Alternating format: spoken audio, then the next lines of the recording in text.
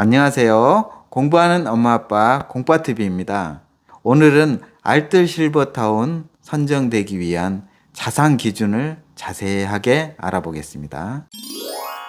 알뜰 실버타운이란 정부에서 짓고 있는 고령자 복지주택과 공공실버주택을 말합니다. 이 위에는 아파트가 지어지고 있고요. 그 아파트 1, 2층이 노인복지관으로 만들어집니다.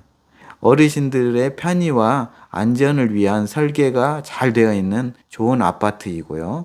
복지관은 어르신들의 건강을 위한 물리치료실, 운동실, 간호사실이 갖춰져 있고요.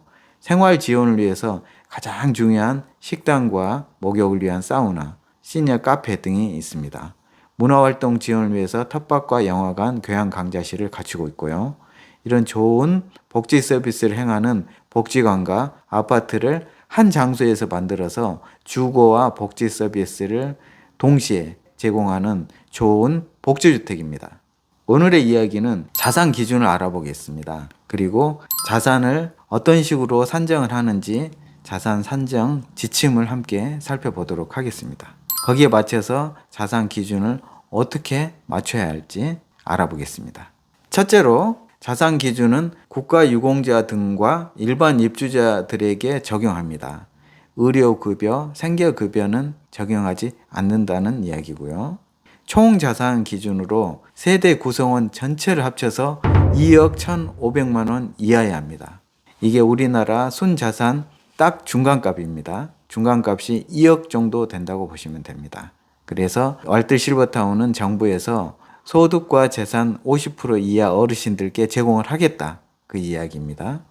보시면은 우리나라 2020년도 순자산 커트라인입니다. 50%가 2억으로 나오죠. 거의 이 기준이 맞습니다. 그 다음 자동차를 봅니다. 자동차는 3,496만 원 이하여야 합니다. 그러니까 자동차가 3,496만 원 이상인 고급 자동차를 가지고 계시면 무조건 탈락입니다. 이 소득과 자산은 정부의 사회보장 정보 시스템을 통해서 제공이 되고요. 공적인 자료들을 조회해보고 확인을 하는 것입니다. 세대 구성원 전원의 합계액입니다. 부동산을 보시겠습니다. 세대 구성원 전원이 소유하고 있는 모든 부동산을 합친 것입니다. 토지는 개별 공시지가고요. 건축물은 공시가격입니다. 건축물 가액은 공시가격인데요. 공시가 안 된 경우에는 지자체의 시가 표준액입니다. 토지는 지목에 상관없이 공시지가고요. 다음 항목들은 제외합니다. 농지, 초지, 공공용지, 종중 소유 토지, 문화재 관련 토지는 제외됩니다. 그 다음으로 기타 자산이 있습니다. 항공기와 선박은 시가 표준액을 고려해서 보건복지부 장관이 정하는 금액이고요. 주택과 상가의 전세금, 즉 임차 보증금을 말합니다. 계약서상의 보증금과 전세금입니다. 임목, 어업권, 회원권, 조합원 입주권, 주로 시가 표준액으로 산정이 됩니다. 조합원 입주권을 가지고 계신 분들은 해당 지자체의 담당 직원한테 물어보시면 더 자세한 내용을 안내받으실 수 있습니다. 부채의 경우에는 금융회사로부터 대출받은 금액, 공공기관 대출금, 공제외 대출금, 법원에서 확인된 사채, 임대보증금. 내가 낸 임대보증금은 내 재산이지만 내가 상가나 토지를 다른 사람들에게 임대를 주고 받은 임대보증금은 내가 돌려줘야 하기 때문에 부채에 해당됩니다. 즉, 이 부채는 공적으로 확인된 내용만 인정을 하는 것입니다. 그래서 총 자산에서 이 부채를 뺀 것이 우리가 기준으로 삼는 자산이 되겠습니다. 자동차는 보건복지부 장관이 정하는 차량 기준 가액을 말하고요. 세대가 모두 보유한 자동차를 합산합니다. 그런데 장애인용 자동차, 국가유공자가 사용하는 자동차 경우에는 제외하고요. 저공해 자동차의 경우에 정부나 지자체에서 보조금을 받은 경우에는 그걸 빼고 본인이 낸 금액, 그 금액을 산정을 합니다. 이것을 정리해보면 모든 세대 구성원의 자산의 합입니다. 총 순자산이 2억 1,500만 원 이하여야 합니다.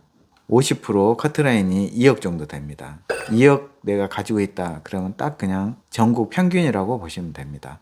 그 이하로 낮추셔야 됩니다. 그래서 혹시 2억보다 자산이 높다 이러신 어르신들은 자녀분들과 세대 분리하고 자녀들에게 미리 증여를 해서 자산 조건을 맞추시는 것이 좋습니다. 정부에서는 50% 이하 어르신들께 이 알뜰 실버타운을 제공하려고 하는데 저는 30% 이하 어르신들까지도 기회가 있다고 생각합니다. 평균적으로 4억에서 5억 사이 재산을 가지고 있으신 분들이 상위 30% 정도 되는 재산을 가지고 있으신 건데요. 이러신 어르신들도 나는 삶을 좀 단순하게 미니멀 라이프, 간소한 삶을 살고 싶다. 노후에는 그런 삶을 살고 싶다. 이런 어르신들께서는 자산을 자녀들에게 미리 증여를 하고 기준 금액인 2억 1,500만 원 이하로 만들어 놓으시면 신청 자격이 갖춰져 있기 때문에 분명히 신청을 할 수 있고요. 현재는 전부 미달이 되고 있기 때문에 신청 자격만 갖추면 저는 될 확률이 굉장히 높다고 생각합니다. 자동차의 경우에 비싼 자동차는 정리를 하셔야 됩니다. 이렇게 자산 많은 가족들과는 세대 분리를 하고요. 혹시 자산이 없는 가족이 있다 그러면 세대를 합치셔도 괜찮습니다. 본인의 자산은 미리미리 정리를 하셔야 되고요. 결론적으로 모든 세대원의 자산을 합산한다는 게 중요합니다. 그래서 세대 분리를 잘 하셔야 되고요. 세대 분리나 또는 세대 통합을 잘 활용을 하셔야 됩니다. 이렇게 해서 기준 자산 이하로 본인의 재산을 잘 관리하고 계셔야 됩니다. 저는 알뜰 실버타운이 노후 주거지로서 굉장히 좋은 곳이라고 생각합니다. 그래서 많은 어르신들께 기회가 돌아갔으면 좋겠고요. 그래서 저희 공빠TV에서 관련 영상들을 만들고 있습니다. 지역별로 정리를 하고 있습니다. 그 다음 연도별로 선정된 지역들을 다시 정리를 하고 있고요. 파트별로 정리를 하고 있습니다. 저희 알뜰 실버타운 관련 공빠TV 꼭 구독하시고 정보를 많이 얻어가셨으면 좋겠습니다. 이상으로 오늘은 알뜰 실버타운 자산 기준에 대해서 함께 알아보았습니다. 공빠TV 구독, 좋아요, 알람 공유 많이 해주시고요. 공빠TV 시청자 여러분 복 많이 받으세요.